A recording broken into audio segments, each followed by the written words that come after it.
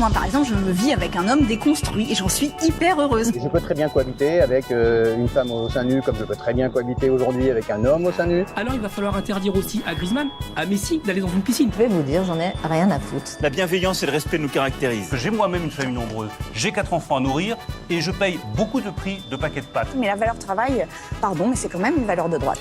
Le couvre-feu médiatique. Je vais vous dire, j'en ai rien à foutre. Et c'est le couvre-feu médiatique avec Valentin Schermer, Corentin Perini, qu'on n'avait pas vu depuis longtemps réunis. Bonjour à tous les deux. Bonjour Clémence.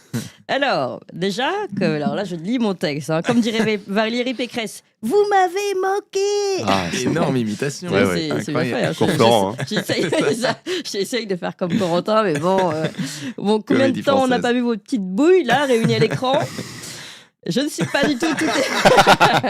Elle a appris à lire avant. Le texte c'était j'en suis tout émoustillé, Clémence refuse. Bon, elle a une vie de famille aussi, on comprend. Ouais, exactement, j'ai un mari qui m'écoute. Comme le veut la tradition, on commence cette revue de presse des Tintins avec ce qui s'est fait, ce qui s'est vu, ce qui s'est entendu de meilleur dans notre beau pays de France. Et on commence toujours par Quentin, on avait dit qu'on la prochaine fois on changerait. Ah oui, oublié, hein. Allez, bon, la prochaine fois. Ouais. La prochaine fois, promis. La vraie prochaine fois, c'est ça. Allez, après la rubrique sur les sénilités de Joe Biden, place à la rubrique des sénilités de François Bayrou. Ah, voilà, c'est pareil, c'est l'adaptation française, vous savez, c'est un petit peu moins bien. C'est toujours un peu moins bien, Il y a moins de budget, mais c'est plus franchouillard, ça vient de chez nous, voilà, on se reconnaît un petit peu plus mieux. de bidou. Voilà, un petit peu plus de bidou, les dents sont moins blanches. Alors, il y a 2 semaines, Valentin faisait une chronique où l'on voyait François Bayrou qui n'arrivait pas à parler, qui n'arrivait pas à lire sa fiche, qui n'arrivait pas à trouver son verre d'eau. Et là, il n'arrive pas à se taire. Il fait ce qu'on appelle en français un tunnel. Vous savez ce que c'est un tunnel, Oui. C'est quand quelqu'un vous parle en monologue d'un sujet et vous ne pouvez pas vous en débarrasser. Vous voyez, c'est comme vous êtes en blablacar, il y a quelqu'un qui vous parle de la vitesse dans laquelle les glaçons fondent selon la forme de leur moule. Vous voyez, vous avez un Paris-Lyon de 5 heures. C'est une histoire vraie. Pas pendant 5 heures, mais c'était un petit peu long. Et vous avez cette vieille tante, vous savez que vous avez vu 3 fois dans votre vie, qui vous parle de vos ancêtres communs morts il y a 70 ans au mariage de votre petite cousine éloignée. Voilà, ça c'est pour un public un peu plus bourgeois. Et puis Bayrou, il a fait un beau tunnel devant un public, et devant Aurore Berger et Elisabeth Borne, qui peinent à dissimuler leur gêne. On aurait presque de l'affection pour elle. Écoutez. Je suis comme ça, ceux qui me connaissent le savent, dans une obsession de ce que représente le système solaire. Combien il y a d'étoiles comme le Soleil dans le système solaire? Il y en a, si je ne me trompe pas, entre 2 et 400 milliards. En gros. Et 1 milliard, comme chacun sait ici, c'est 1000 millions. Donc il y a entre 200 et 400 fois 1000 millions de soleils dans le système solaire. On peut regarder la tête d'Elisabeth Borne. C'est assez facile pour se représenter ce que ça veut dire. Vous prenez un cube d'1 mètre sur 1 mètre, vous le remplissez du sable le plus fin de la mer. Si je me trompe, vous... Voilà, on va arrêter là parce qu'il reste encore 1 minute. Et puis les audiences chutent. Très très vite. Alors, mettez vite des pouces, voilà, mettez des pouces, mettez des likes. Alors, il y a, si je me trompe, entre 200 et 400 milliards d'étoiles dans le système solaire. Alors, oui, tu te trompes, François, il y a entre 200 et 400 milliards dans la galaxie entière, pas dans le système solaire. Dans le système solaire, il n'y a qu'une étoile, le Soleil. D'où son nom, système solaire. Voilà, bon, alors on n'est pas à 400 milliards près, vous allez me dire. Oui, mais après, c'est un peu comme la dette, finalement. Voilà, exactement, c'est la dette, c'est la guerre en Ukraine. Vous avez dit, alors, sachant que c'est un sujet qui le passionne, c'est un sujet qui l'observe. Donc, imaginez sur la guerre en Ukraine, imaginez sur la dette française, imaginez qu'il soit Premier ministre, François Bayrou. Ah oui, c'est terrible. Et oui, bon, ça fait quasiment 1 mois qu'avec Corentin, on ne s'était pas retrouvés, et donc le temps a passé, et nos copains politiciens se sont dit tiens, maintenant on peut dire des conneries sans se faire alpaguer par ces 2 oiseaux. Alors forcément, il y a eu un peu de relâchement, notamment chez nos amis de la France Insoumise. Allez, juste pour Toxin, on se met un petit coup d'Ercilia Soudet, qui réagissait à l'intitulé d'un débat à l'Assemblée nationale qui s'appelait « Valoriser la France qui travaille ». Moi, je m'interroge sincèrement sur l'intitulé même de notre débat, « Valoriser la France qui travaille ». J'y perçois en effet un sous-entendu raciste qui me met mal à l'aise. Il faudrait valoriser les Français qui travaillent par opposition aux vilains étrangers qui profiteraient des allocations. Voilà, personne n'a dit ça. hein, voilà, Mais elle s'invente dérape des tout problème. seul, c'est Là, on a un dérapage capsi tout seul. assez sérieux quand même. hein. Vous imaginez par exemple Ercilia Soudé à la boulangerie avec un client devant qui dit bah tiens je vais prendre une baguette de pain et un pain au chocolat et l'autre qui pète un câble derrière. Ah bah oui un pain au chocolat et pourquoi pas un croissant. Ah bah oui un croissant c'est l'islam hein, forcément. Et l'islam vous en voulez pas vous hein, n'est-ce pas monsieur. Allez-y tabassez des migrants devant nous on vous regarde. Voilà, je m'arrête là, je pense qu'on a compris l'idée. C'est pas tout, Mais vous êtes Ercilia, complètement fou. elle est quand même challengée au sein de son propre parti. Vous avez sans doute suivi la polémique sur l'affiche de Cyril Hanouna, qualifiée d'antisémite. On a suivi, oui, Eh bien, légèrement. le député LFI Paul Vanier a une défense franchement géniale. Entendre Jean-Luc Mélenchon évacuer cette polémique, accuser l'extrême droite de l'avoir alimentée. C'est quand même pas l'extrême droite qui a publié ce visuel. Vous êtes à l'aise avec ? Ce visuel, nous l'avons supprimé il y a 3 jours maintenant, après qu'il soit resté quelques instants en ligne. Si nous l'avons supprimé, c'est parce qu'il a été produit dans des conditions qui ne correspondent pas à celles qui conduisent à ce que nous publions ces visuels. Il a été produit en recourant à l'intelligence artificielle, au logiciel Grok, celui d'Elon Musk. Et dès lors, cette image a conduit certains à faire des associations avec des caricatures, des images antisémites. Et donc ce visuel n'aurait pas dû être publié. De l'intelligence artificielle. C'est une erreur que d'avoir utilisé cet outil. C'est une règle que nous nous sommes fixés de ne jamais y recourir. Eh oui, c'est bien sûr, c'est Elon Musk qui est derrière la photo de Cyril Hanouna. Je le soupçonne même d'avoir dessiné lui-même la photo avec ses petits doigts derrière l'écran de Twitter, hein, puis de l'avoir envoyé à LFI en ricanant, en se frottant les mains. Ils vont marcher dans mon pied.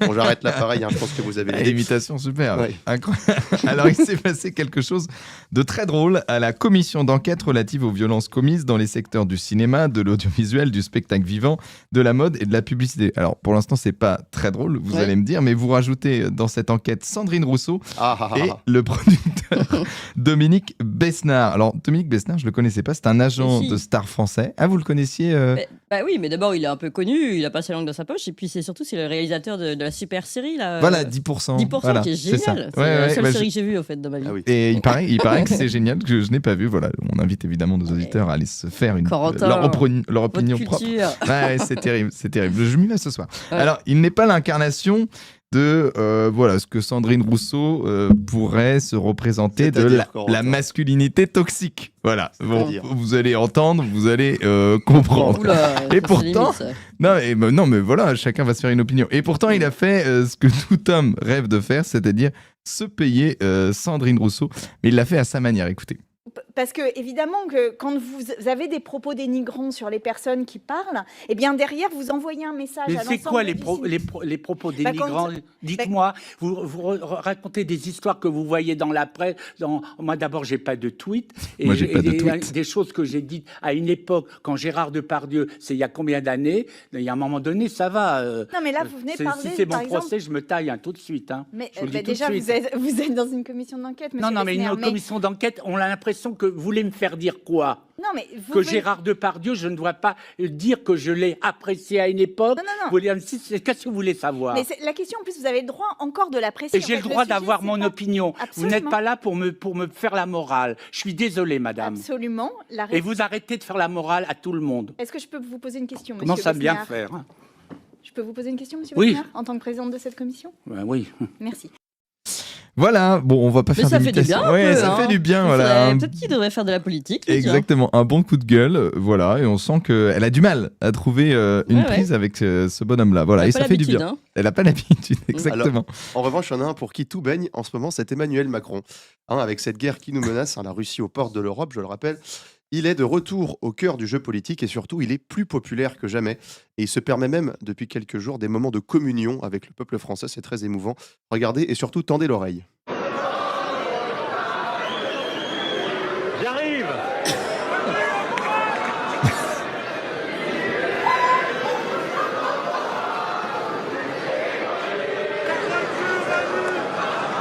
Merci, j'arrive. Je reprends. Mais c'est magnifique quand même, le pays. Alors, je sais pas si vous avez entendu, au milieu de la Marseillaise, il y a un type qui lui crie « Sale nul !» Et lui répond très gentiment « Merci, j'arrive !» Voilà. Est-ce qu'il y a un à poil ou alors c'est moi qui l'ai entendu? Je sais pas, mais en tout cas, genre, il se permet même, c'est magnifique, regardez ce peuple français. Voilà, donc autant... C'est magnifique, mais moi j'entends même, c'est magnifique un pays. Oui, ce pays, non? Ah oui, un pays en plus. Moi j'entends un, mais j'avais dit... On va pas la remettre parce que le temps passe, mais... Puis les gens n'aiment pas quand on passe Emmanuel Macron. Effectivement, ils coupent le son. Mais remettez le son parce que c'est moi qui parle maintenant. Donc autant Bayrou a des soucis de sénilité, autant Macron c'est carrément au niveau du vocabulaire que ça coince. D'ailleurs, je pense que pour sa rencontre avec Brigitte à l'atelier théâtre, il a dû jouer comme un manche. Brigitte lui a dit c'était bien de la merde, Emmanuel. Et puis il lui a répondu oh vraiment, c'est tellement romantique ce que vous dites là. Bon, après, c'est ce que je pense, j'oblige personne à me croire. On n'était pas là, mais c'est vrai. Alors, il y a encore tellement de luttes inachevées. Le patriarcat, vous le connaissez. On va se faire une petite compétition avec Valentin. Alors, il y a des combats importants, très importants. Par exemple, l'écart de rémunération. Vous savez, entre les hommes et les femmes, un écart qu'on retrouve très tôt, avant même la carrière professionnelle, figurez-vous, dès le plus jeune âge, pendant la période de l'argent de poche. Vous donnez de l'argent de poche à vos enfants, Clémence? Non, mais ils sont encore petits. Ils sont encore petits parce que... il y a la petite souris qui passe quand même. Ah, c'est pas moi, ça, c'est la petite souris. Il y a un écart entre les garçons et les filles? Voilà, est-ce qu'il y a un écart d'argent donné par la petite souris en fonction du sexe? La petite souris est plus généreuse quand elle est chez ses grands-parents que chez ses parents. Ah oui. C'est parce que les souris vivent plus longtemps chez les grands-parents. Elles sont plus grosses. Ils sont plus grosses, ils ont de l'épargne. Enfin voilà. Ils investissent en bourse. Souris trader. C'est simple que ça. Il faut faire tomber ses dents quand on est chez ses grands-parents. Parce que figurez-vous que l'argent de poche, il y a déjà une inégalité des revenus. C'est ce que nous révèle en exclusivité le Parisien dans une enquête. Le Parisien, je rappelle, titre de presse qui s'est hissé en premier du classement des journaux les plus subventionnés avec 12,4 millions d'euros de subventions en 2023. Alors le Parisien nous révèle que les filles touchent en moyenne un peu moins d'argent de poche que les garçons. Dans les faits, je cite, les filles toucheraient 34 € par mois contre 36 € pour les garçons. C'est scandaleux. C'est absolument terrible, sexisme structurel, on vous dit. Mais l'enquête va plus loin. Les stéréotypes de genre touchent aussi les achats des enfants. Les garçons vont privilégier les jeux vidéo contre toute attente, 42%, là où les filles vont préférer le maquillage et les produits de beauté, 31%. Il y a encore tellement de travail à faire. Le maquillage pour les garçons, c'est en train de changer. Mais dès le plus jeune âge. Mais pas maquillez vous deux d'ailleurs. J'allais faire une blague après. Allez, si je peux me permettre, Corentin, votre problème d'argent de poche, à côté du mien, c'est tout pourri. C'est vraiment tout pourri. Moi, je veux mettre l'accent sur quelque chose qui ruine véritablement la vie des femmes françaises depuis 80 ans de patriarcat. Les pictogrammes sur les toilettes. Voilà, qui véhiculent les stéréotypes de genre. On peut voir l'image. Alors, c'est pas moi qui le relève, c'est le psychiatre français. Alors, l'image, on la voit pas encore. Voilà, donc vous voyez bien la femme en triangle et puis l'homme tout droit. Mais donc, c'est une robe. C'est pas moi. Oui, on a révisé ce que c'était qu'une robe il y a peu de temps. Donc c'est le psychiatre français Serge Tisseron qui vient de publier un livre chez Armand Collin intitulé sobrement Au fond du couloir à gauche, vraiment un titre sublime. Ouais. Je vous résume le livre. Il a photographié les pictogrammes de lieux d'aisance dans plusieurs pays, en France mais aussi aux États-Unis. Il y a donc observé des pantalons et des jupes, mais aussi des silhouettes aux épaules larges, inspirant la force pour les hommes, et des silhouettes au bassin large, inspirant la maternité ou la séduction pour les femmes. Oui. Il y a aussi des gants ou des chaussures à talons pour les femmes et des revolvers pour les hommes. Donc on retrouve la force et la violence pour les hommes, et la douceur et la délicatesse pour les femmes. Voilà, alors pour une fois, je ne vais pas me moquer, parce que je suis d'accord avec ce monsieur Tisseron, ces pictogrammes sont réellement discriminants. Nous, par exemple, dans nos nouveaux locaux, on a des pictogrammes sur les murs. Et du coup, chaque fois que je veux aller dans les toilettes des filles pour me démaquiller, on m'en empêche. Et même une fois, j'ai essayé de mettre une jupe. Vous n'avez quand même pas voulu, Clémence. C'est inadmissible. Voilà. On en parlera évidemment. Quelle enquête? Vous êtes allé jusqu'à enquêter chez nous et Absolument. regarder les J'ai pris en pictogrammes. photo. D'ailleurs, on va faire une enquête. Oui, il faut qu'on regarde à quoi ressemblent nos pictogrammes. Et en plus, comme ça, vous découvrirez un petit peu de l'intimité de Toxin. Voilà. Et ça, c'est alors, important. on va s'arrêter au pictogramme en revanche, parce que derrière, on a des familles. On va rentrer dedans. Voilà. Merci, cher Quentin, pour ces brèves. Et sans plus attendre, on continue avec le rendez-vous tant attendu par les auditeurs de la semaine, c'est les champions de la semaine.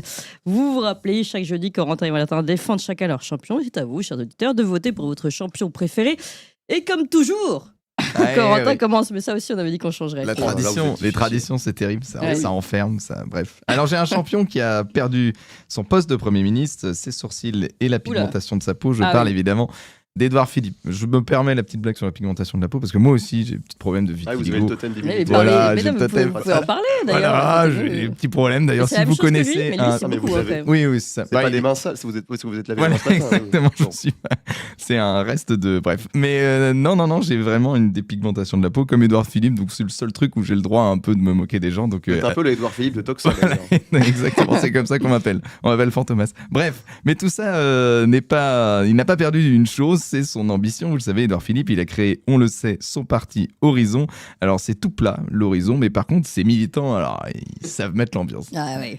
Pour Horizon, on s'engage pour Horizon. Et partout où nous irons, nous chanterons pour Horizon. Nous chanterons Rime, pour Horizon. Horizon. Nous on a notre vision. En 27 c'est Horizon. Et là, ils ont plus les paroles, alors Improvisation. Édouard, on s'engage pour Horizon. Au bout de 4 lignes, ça s'épuise quand même très vite.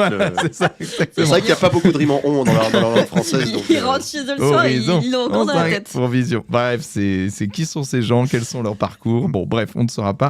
Ça donne envie de s'engager en tout cas dans le parti. Ouais. Et Édouard Philippe, il est revenu. Alors pour une petite interview sur CNews, et pas de bol, c'était 5 ans après le confinement. Confinement où il était Premier ministre. Donc évidemment, on lui a posé la question là-dessus parce que c'était lui aux manettes. Et Édouard Philippe, figurez-vous, a écouté Toxin depuis le temps. Et il a fait son mea culpa, c'est évidemment faux. Il a dit j'assume le quoi qu'il en coûte. Bon, après tout, c'était pas son argent, écoutez. C'est vrai que quand vous décidez de financer 85% des salaires en France, quand l'État décide de payer 85% des salaires parce que les gens ne peuvent plus aller travailler, ça, c'est sûr que la dépense publique augmente et que donc la dette augmente. Est-ce qu'il fallait le faire ? Je le crois. Mais je l'assume. Et j'étais d'accord avec cette décision, je l'ai prise. Je pensais qu'il fallait la faire.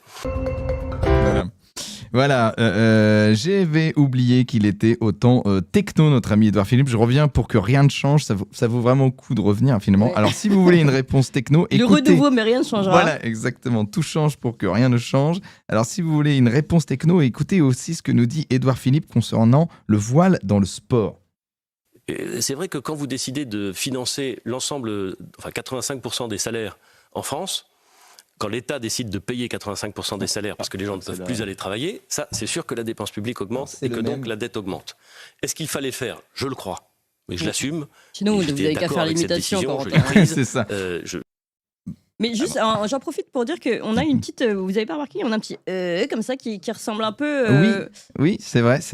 En imitation, il y a quelque chose de. Il est possible à imiter notre ami Édouard Philippe. C'est une question, voilà. Donc, en fait, sur le voile, tu dis oui, non, oui, peut-être. C'est une question délicate. C'est pas interdit. Alors, c'est interdit dans les compétitions. C'est pas interdit dans le sport, sauf si c'est un trouble à l'ordre public. Mais si c'est la seule façon d'éviter l'ordre, au trouble public, donc on n'interdit pas le voile parce que c'est la laïcité. Bref, c'est un espèce de micmac incroyable. Je vous fais un résumé très mauvais. Il a été formé. Non, ça va l'air excellent. C'était pas clair pour Édouard Philippe, encore moins clair pour moi. Bref, en tout cas, on est en train de nous le vendre en ce moment comme le successeur d'Emmanuel Macron, Édouard Philippe. Voilà, ça sera pas un président En Marche, ça sera un président Horizon.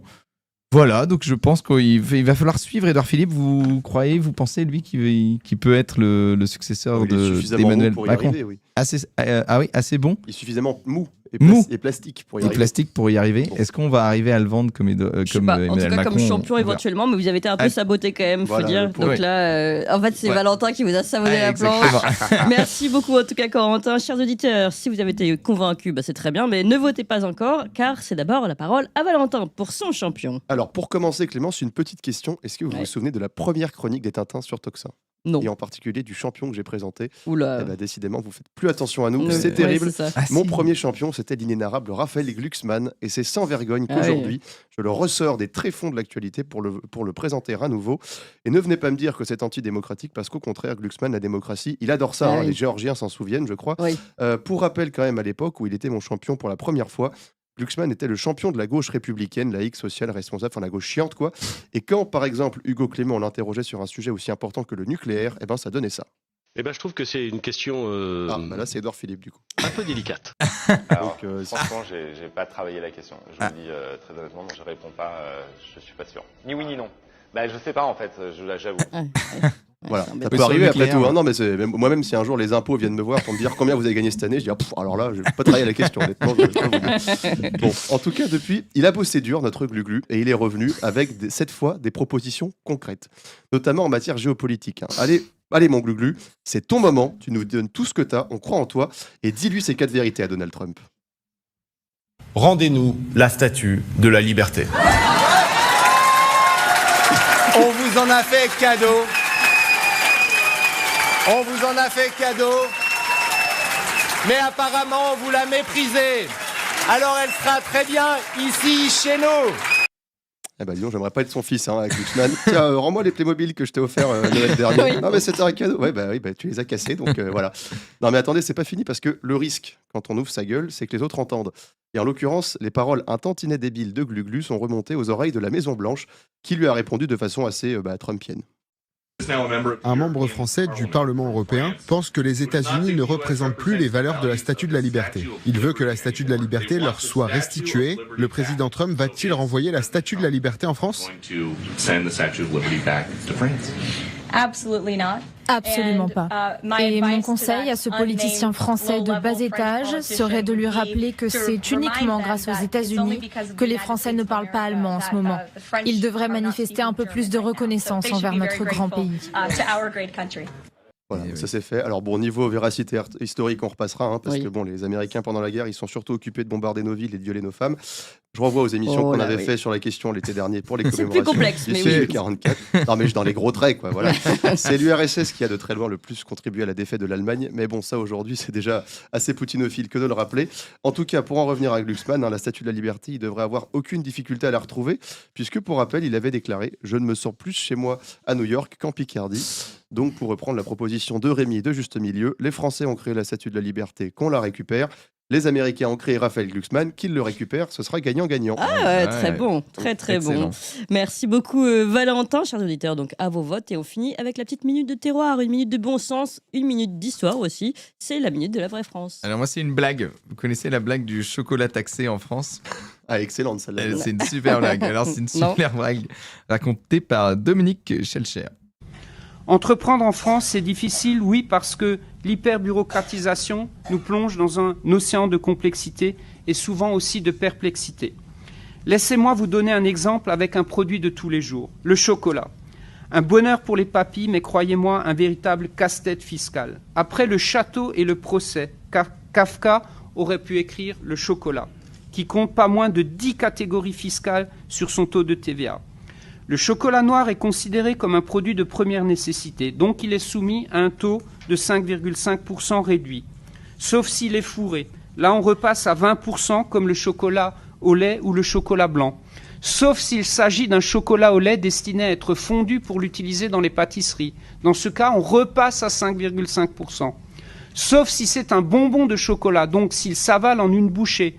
Une bouchée, aux yeux de la réglementation, c'est 20 grammes et 5 cm de côté, pas plus. Mais attention, si et seulement si le chocolat représente 25% du poids total du produit. Bref, je m'arrête là pour ne pas... Bref, voilà, vous avez compris, il y a 10 catégories fiscales sur la... Alors pour le ton de la blague, on passe quand même. Oui, Voilà, oui, ouais. c'est ça. Il n'a pas fait les cours Florent. Il n'a pas fait les cours Florent. Donc c'est 10... le patron de Super U quand même, on le précise. Voilà, c'est plus ou moins le patron du Super U.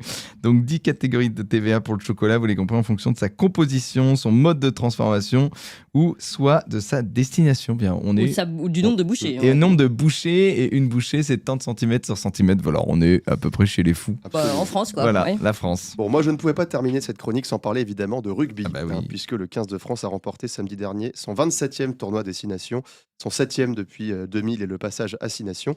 Et avec cette année, hormis une défaite très évitable en Angleterre, des victoires absolument splendides, notamment celle en Irlande qui entrera sans doute dans l'histoire.